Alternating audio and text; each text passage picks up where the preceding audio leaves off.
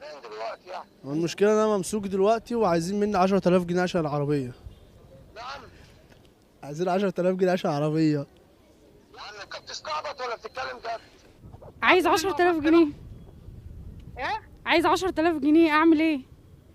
ما تعمليش اي حاجه ولا تفاعل ولا بلمه، اوعى يقول لك امضي على ورقه. اتكلمي بس، اتكلمي زي القاهره يا ماما. يلا يا كول يا ابن الكلب. بيقول لي عايز 10000 جنيه غرامه. لا اقول له انا هطلع من الكليه، مش عايز كليه. طب مستقبلي طيب. هتضيع انت ومستقبلك. خلاص اتحبس، اجيب لك منين 10000 جنيه؟ مش عارف. وانت بتكسر له عربيته ليه؟ بقول لك ضايقني في الامتحان. طب ضايقك في الامتحان اكسر له عربيته؟ فاتحه السبيكر، اتكلمي بصوت زي القاهره عشان انا بسمعه. طب تمام. اوعي ولا بليم، ما ياخدش ولا بليم. ايه المشكله يعني؟ جزاز اتكسر يعني؟ ايه المشكله؟ عملتيه غصب عنك يعني؟